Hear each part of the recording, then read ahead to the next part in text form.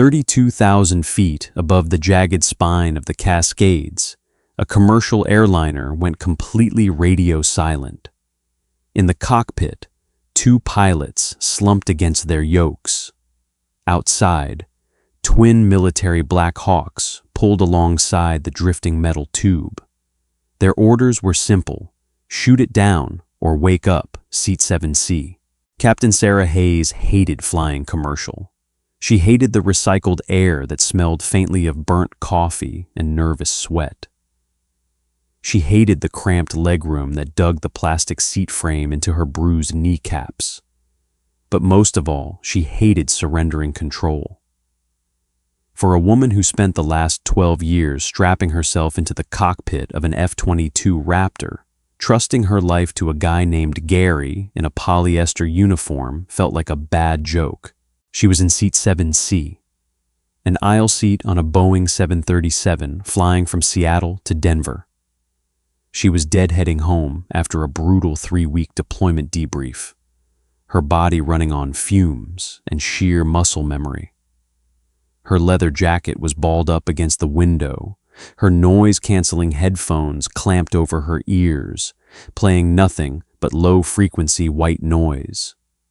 She just wanted to sleep. She had earned the sleep. The cabin was quiet. It was a Tuesday afternoon, the flight only 2/3 full. The businessman in 7A was snoring softly against the acrylic glass. A mother, 2 rows ahead, was bouncing a toddler. It was aggressively mundane, until the floor tilted. Sarah's eyes snapped open beneath her sleep mask. It wasn't turbulence. Turbulence was a rattle, a sudden drop, a violent shake. This was a sustained, sloppy yaw to the left. A commercial airliner on autopilot banks smoothly, mathematically. This felt mechanical, but entirely wrong. Like a drunk man trying to walk a straight line, she pushed the sleep mask up. The cabin looked normal. The seatbelt sign wasn't even on. But Sarah's inner ear, calibrated by thousands of hours of high-G combat maneuvers, was screaming at her. The pitch was down. They were descending, not the controlled stepped descent of a cleared approach. They were bleeding altitude steadily, heavily. She slipped her headphones down around her neck. The ambient roar of the twin CFM56 engines filled her ears.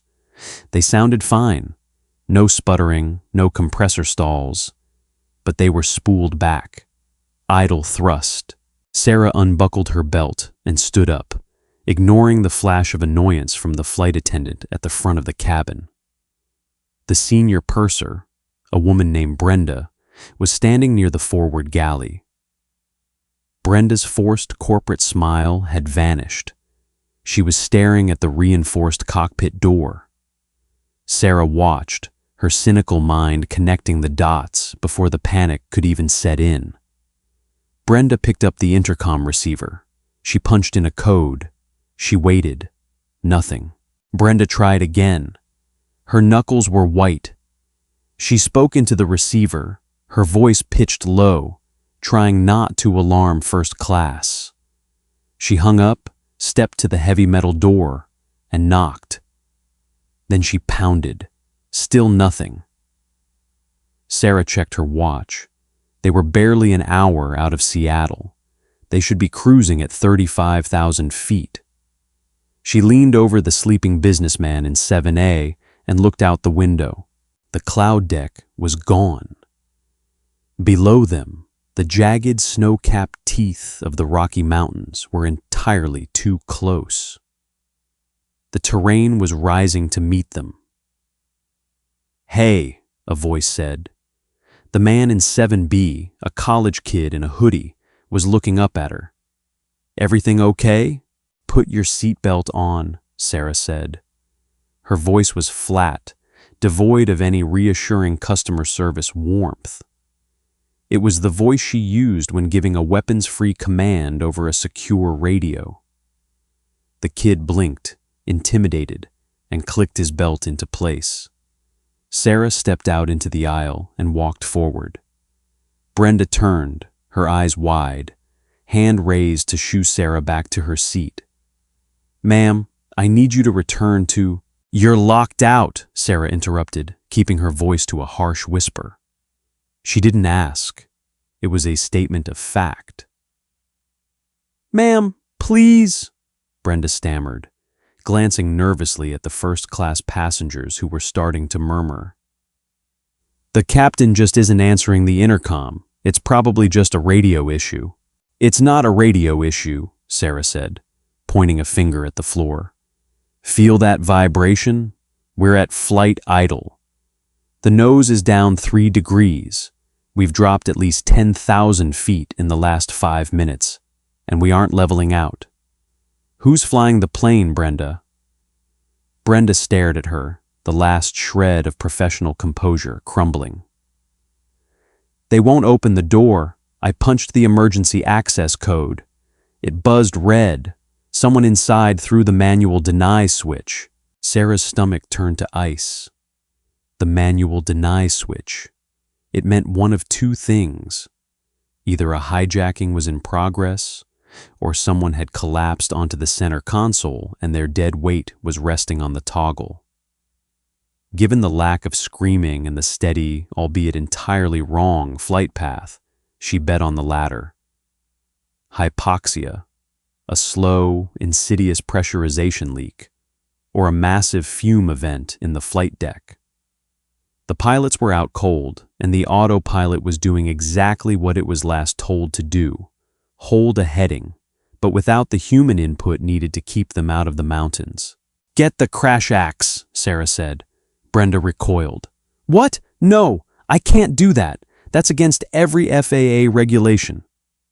"If you don't get that axe," Sarah stepped closer, her tone dropping an octave, "we are going to smear this aluminum tube across the side of a granite cliff in about 14 minutes. Get the damn axe." Before Brenda could move, a shadow passed over the cabin windows. It was fast, immense, and incredibly close. The ambient light in the cabin flickered as something massive eclipsed the sun. Sarah spun around, pressing her face against the small porthole window on the right side of the forward galley. Hovering barely 50 feet off their right wingtip, struggling against the thin air and matching their sluggish speed, was a dark green, heavily armed UH-60 Black Hawk helicopter. The side door was slid open. A crew chief was hanging out on a monkey strap. A heavy machine gun swiveled directly toward the airliner's passenger cabin. They weren't just lost. They had drifted into restricted military airspace, and they were being intercepted. Chief Warrant Officer Dave Miller was sweating through his flight suit.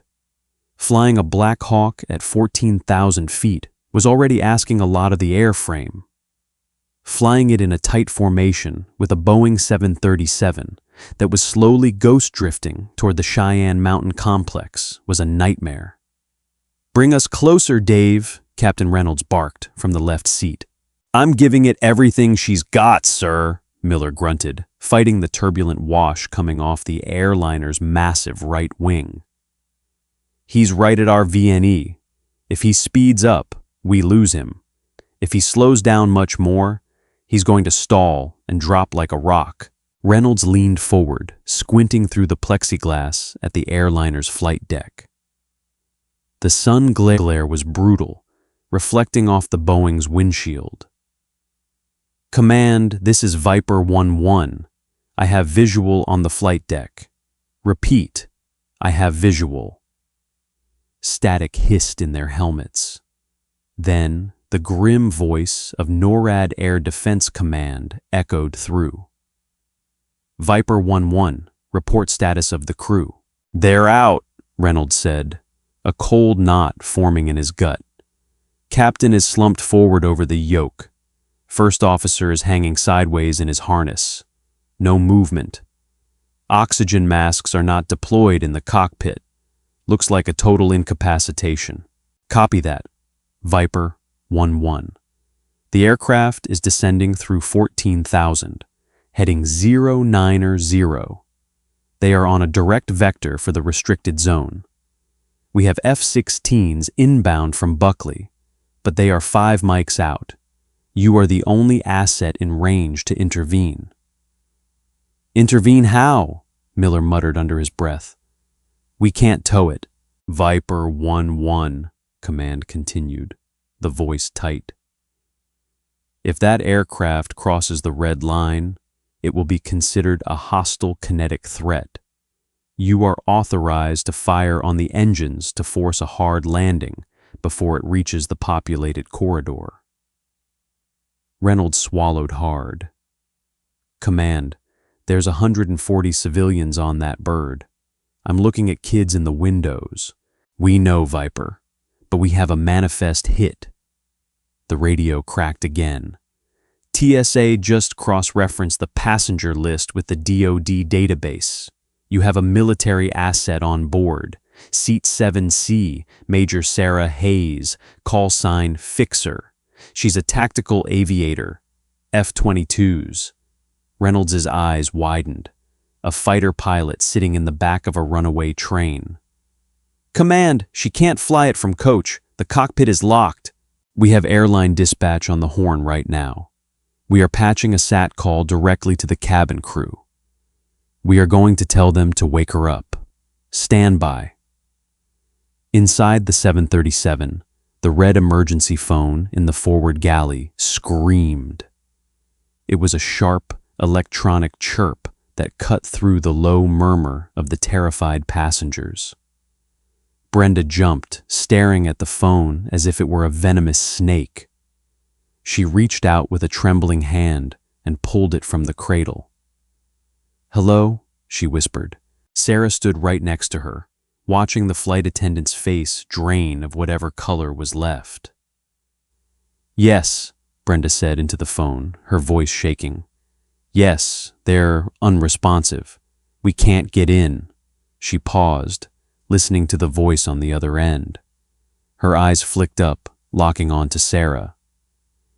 Seat 7C? Yes, she's standing right next to me. Brenda lowered the phone. She looked at Sarah, the corporate facade completely stripped away, leaving only raw, naked terror. That was dispatch. They have the military on the line. They said... Brenda swallowed hard. They said the helicopters outside are going to shoot out our engines in exactly 4 minutes, unless you get in that cockpit. Sarah didn't flinch.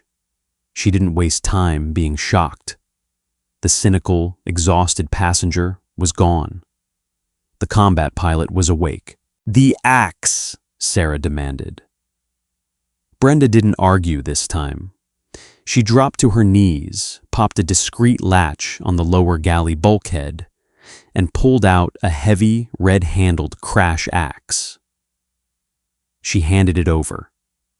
It was heavier than it looked. Sarah gripped the rubberized handle.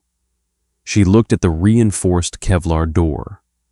Post 9/11 security measures meant this door was designed to stop a grenade, let alone a woman with an axe. But it wasn't invincible. The weak points were the hinges and the electronic strike plate. Get everyone back, Sarah ordered. Now! Brenda turned to the cabin. Everyone stay in your seats. Keep your heads down. Sarah stepped up to the door. She took a deep breath, feeling the familiar rush of adrenaline flushing the exhaustion from her system. She didn't think about the drop outside. She didn't think about the Black Hawk hovering 50 feet away with a gun trained on them. She just calculated the angle of the swing. Crack. The first strike hit the door frame right above the keypad. The metal screamed, but the door held. The shockwave reverberated up Sarah's arms, jarring her shoulders. Crack. She hit it again, harder, putting her hips into the swing. The plastic casing of the keypad shattered, exposing the wires beneath. Come on, you son of a bitch, Sarah muttered. Through the small galley window, she saw the Black Hawk drift slightly closer. The crew chief in the door was holding up a hand, 5 fingers splayed. 5 miles? 5 minutes? It didn't matter. Time was dead. She swung a third time, burying the blade of the axe directly into the gap between the door and the frame, right where the deadbolt sat. The axe head wedged deep. Sarah planted her boot against the bulkhead. She didn't pull back. She leveraged. She threw her entire body weight backward, using the axe handle as a pry bar. The steel groaned. The frame buckled inward. With a sickening snap, the electronic lock sheared off its mount. The heavy door swung open, revealing the cramped, dimly lit flight deck. The smell hit her instantly, bitter, metallic, like burnt ozone and melting plastic. A localized avionics fire in the lower equipment bay. It had sucked the oxygen out of the enclosed space and filled it with toxic fumes without triggering the main cabin alarms. The captain was slumped hard left, his head pinned against the side window. The first officer was unconscious over the center pedestal, his right arm tangled in the throttle quadrant. Sarah dropped the axe. She reached in, grabbed the first officer by the collar of his uniform, and hauled backward. It was dead weight, over 200 pounds of it. Her boots slipped on the carpet, but she planted her heels and ripped him out of the seat, dragging him into the galley. "Oxygen!" Sarah barked at Brenda, shoving the unconscious man toward her. "Get him on a portable tank!" Sarah didn't wait to see if Brenda complied. She dove into the right seat, ignoring the overwhelming stench of burnt wiring. She slapped her hands onto the yoke, her eyes scanning the glass displays. Altitude, 12,000 feet. Airspeed, 210 knots. Heading, straight into the side of a mountain ridge that filled the entire windshield. She reached up, her fingers flying over the overhead panel, blindly executing the emergency memory items for smoke and fumes. She punched off the autopilot. The plane lurched, heavy and sluggish in her hands. "All right, you big ugly pig," Sarah gritted her teeth, wrapping her hands around the yoke. "Let's see if you can fly. Terrain, terrain, pull up." The mechanical voice of the ground proximity warning system was devoid of panic, a flat synthetic bark that echoed through the smoke-filled flight deck. Sarah didn't look at the altimeter. She didn't need to. The windshield was entirely filled with the jagged, snow-dusted granite of the front range. The pine trees were individual, distinct shapes rushing up to meet them, no longer a blurred green canopy. She was looking death right in the mouth. Her left hand found the thrust levers on the center console. She shoved them forward, firewalling the engines. The twin CFM56 turbofans under the wings took agonizing seconds to spool up from their idle state. In an F-22, the response would be a violent, instant kick to the chest. The Boeing just groaned, a heavy, delayed vibration shuddering through the floorboards. With her right hand, she pulled back on the yoke. It was incredibly heavy. The Boeing 737 lacked the fly-by-wire crispness of modern fighters. It was a hydraulic beast, and right now, it felt like she was trying to pull a concrete block through thick mud. "Whoop whoop! Pull up!" "Come on, you heavy bitch!" Sarah gritted her teeth. The muscles in her forearm corded tight, her knuckles turning bone white. The nose began to pitch up. The airspeed bled off rapidly as the massive aircraft fought its own momentum. The G-force pushed Sarah down into the seat cushions, an unfamiliar, sluggish pressure. The mountain ridge tore underneath them. She could hear the terrifying rush of turbulent air scraping against the belly of the fuselage. They cleared the granite peak by perhaps 200 feet. Sarah held the pitch, climbing back into the thin, cold air at 16,000 feet until the terrain warning silenced. She exhaled a breath she hadn't realized she was holding, her chest heaving. The immediate threat of a mountainside was gone, but the cockpit was still a toxic trap. The acrid smell of burning insulation was clawing at the back of her throat, making her eyes water and her vision blur. She reached to her left, blindly pawing at the bulkhead behind the captain's seat until her fingers found the quick-donning oxygen mask. She yanked it from its housing, squeezed the red release clips, and snapped it over her face. Pure, cold oxygen hissed into her lungs. It tasted like sterile plastic and survival. She took 3 deep, ragged breaths, letting the oxygen clear the black spots dancing on the edge of her vision. Beside her, the captain remained slumped against the side window. His breathing was shallow, his skin a terrifying shade of gray. Sarah reached over, grabbed his heavy shoulders, and hauled him backward against the seat. She managed to wrestle his oxygen mask out of its cradle and force it over his face, snapping the straps tight around his head. She couldn't move him out of the seat. He was too big, and she couldn't let go of the yoke for that long. He was just going to have to ride it out right there. Sarah stabilized the flight path, trimming the nose to hold a level altitude. The plane was flying, but it was flying ugly. Warning lights illuminated the main panel like a cheap Christmas tree. An avionics bus had tripped offline, taking half the digital displays with it. She reached up to the radio control panel. She didn't know the local ATC frequencies, and she didn't have time to hunt for them. She dialed the Universal Emergency Guard frequency into the comms panel. 121.5. She pressed the push-to-talk switch on the yoke. Mayday, mayday, mayday.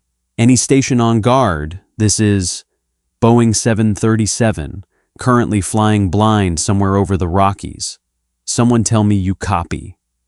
The radio crackled with a burst of static, followed instantly by a voice thick with adrenaline. Holy hell, this is Viper 11, United States Army Black Hawk. We have you in sight, Boeing. You're the ghost ship. Who am I speaking to? Sarah looked out the right window. The dark green helicopter was still there, holding formation about a quarter mile off her wing, safely out of her wake turbulence. Viper 11, this is Major Sarah Hayes, USAF. I am currently occupying the right seat of this aircraft. Both civilian pilots are incapacitated due to an avionics fire and toxic fume event. Fire appears to have starved itself out, but I am flying on half a panel and I have no idea where I am. There was a brief pause on the radio. When the Black Hawk pilot spoke again, the tension in his voice had shifted to a grim, professional cadence. Copy that, Major Hayes. Damn good flying back there. You scraped the paint off that ridge. I'm Captain Reynolds. We are your escort. You are currently heading 090, descending out of 16,000. You are 28 miles west of Denver. We are routing you directly to Buckley Space Force Base. They have a massive runway and the fire trucks are already rolling. Copy, Viper, Sarah said, her voice muffled slightly by the rubber oxygen mask. Reynolds, I need a favor. I fly Raptors, single-seat fighters. I have never flown a commercial airliner in my life. I don't know the flap schedules. I don't know the gear limits. I don't even know my approach speed for this weight. Get a Boeing pilot on the radio right now, or we're going to leave a very long, very tragic crater on your runway. Stand by, Major. We're patching Buckley Tower directly to this frequency. They have an airline check airman on the line. Sarah leaned back against the headrest, keeping her right hand firmly on the yoke. She glanced over her shoulder. The reinforced cockpit door hung open, completely wrecked. Brenda, the senior purser, was standing just outside the threshold, a portable oxygen bottle slung over her shoulder. She was holding a mask to the first officer's face. Sarah caught Brenda's eye and gave a single, sharp nod. Brenda nodded back. Her mascara streaked down her cheeks, her hands trembling violently as she held the plastic mask. The immediate panic was over. Now came the math. Sarah looked at the airspeed indicator. 240 knots. She looked at the fuel gauges. They still had thousands of pounds of highly flammable Jet A in the wings. She was commanding a massive, heavy, flying brick, and she had to put it down on a piece of pavement she couldn't even see yet. "Major Hayes, this is Buckley Tower," a new voice crackled in her headset, calm and measured. "I am a 737 instructor pilot. Let's get this bird on the ground." "Tower, this is Hayes," Sarah responded, her eyes scanning the remaining functional glass displays. "Give it to me straight. What's my target speed, and how do I slow this house down without dropping out of the sky?" "Copy, Hayes. Based on your assumed weight and fuel, we want to cross the threshold at 145 knots. Right now, you are way too fast. I need you to pull the thrust levers back to flight idle. Let the drag do the work. Don't touch the speed brakes. If you deploy them asymmetrically with that damaged electrical bus, you'll roll the aircraft." Sarah pulled the throttles back. The engine noise dropped to a low, hollow hum. The nose wanted to drop, but she fought the trim wheel, keeping the pitch level to bleed off airspeed. The heavy yoke fought her every inch of the way, her forearms burning with lactic acid. "Airspeed is 210 and dropping," Sarah called out. "Good. We are going to step the flaps down. On the center console, right side. Flap lever. Bring it to the notch marked 5. Sarah found the lever. She squeezed the trigger and pulled it back to 5 degrees. The aircraft shuddered. A heavy, mechanical clunk reverberating up through the floor as the massive steel tracks extended on the trailing edge of the wings. The lift increased dramatically, ballooning the aircraft upward. Sarah shoved the yoke forward to counteract the pitch, cursing under her breath. It felt like wrestling a bear in a phone booth. "Viper 1-1 to Hayes," Reynolds' voice cut in. "You are 15 miles out. The runway is at your 12 o'clock, just past the reservoir. Do you have visual?" Sarah leaned forward, squinting through the glare of the afternoon sun. Past the sprawling suburban grid of Aurora, she saw it. A long gray strip of concrete cutting through the prairie grass. Buckley's massive 12,000-foot runway.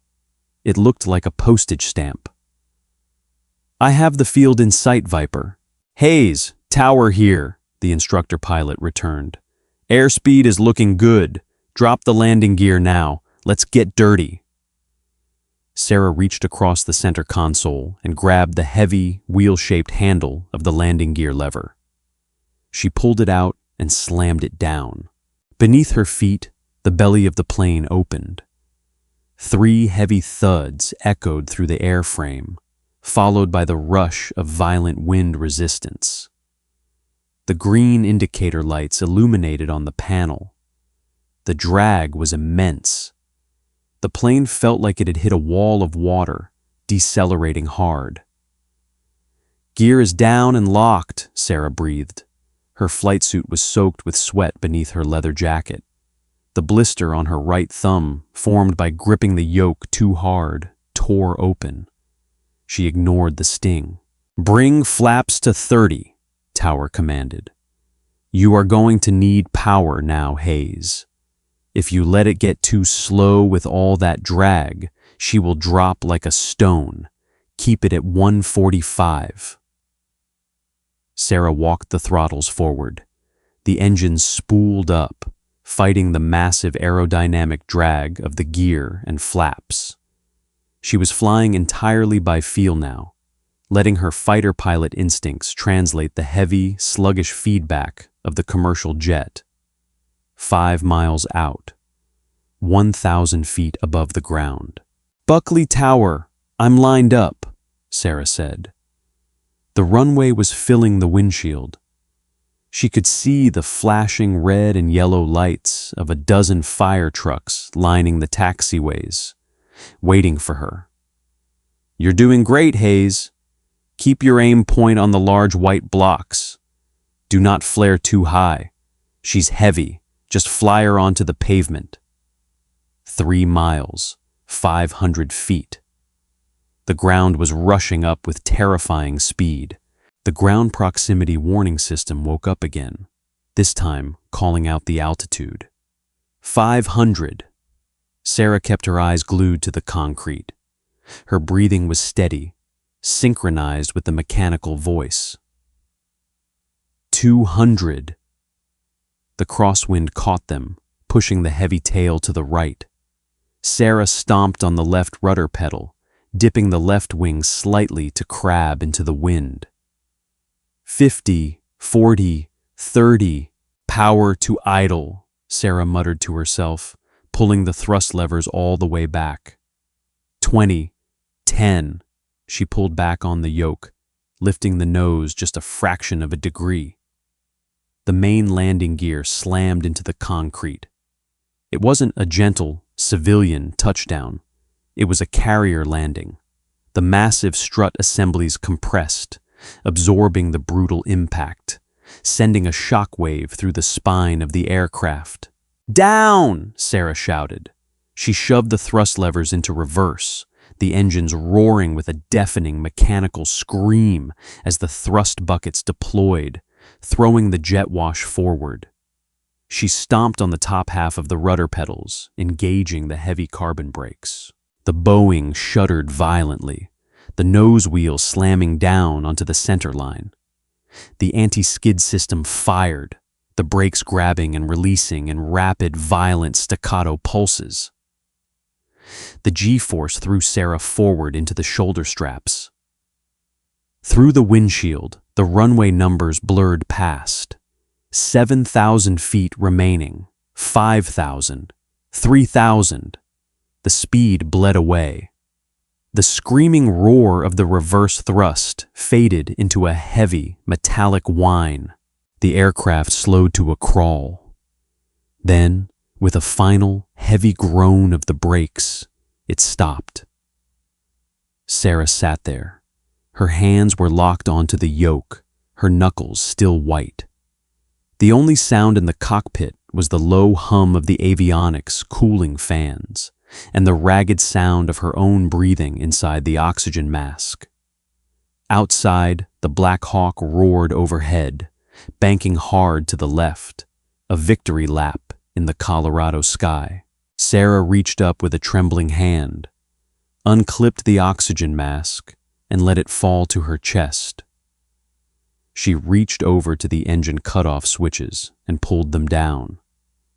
The massive turbofans spun down into silence. She unbuckled her harness, stood up on shaking legs, and walked out of the flight deck. The cabin was dead silent. 140 passengers were staring at her. Brenda was leaning against the bulkhead, tears streaming down her face, still holding the first officer's oxygen mask. Sarah didn't smile. She didn't wave. The adrenaline was crashing, leaving nothing but cold, brutal exhaustion in its wake. She walked down the aisle, the passengers parting slightly to give her space. She reached seat 7C, picked up her leather jacket, and slung it over her shoulder. "Brenda," Sarah called out, her voice raspy and dry. The flight attendant looked up. Yes, Major? Pop the doors. I want to go home. Stories of unsung heroes and split-second decisions remind us of the incredible resilience of the human spirit. Captain Sarah Hayes didn't ask to be a savior that day, but when the moment called, her training and instinct defied impossible odds. If this intense, heart-pounding breakdown kept you on the edge of your seat, hit that like button, share it with fellow aviation and thriller fans, and subscribe to our channel for more gripping, real-life inspired stories.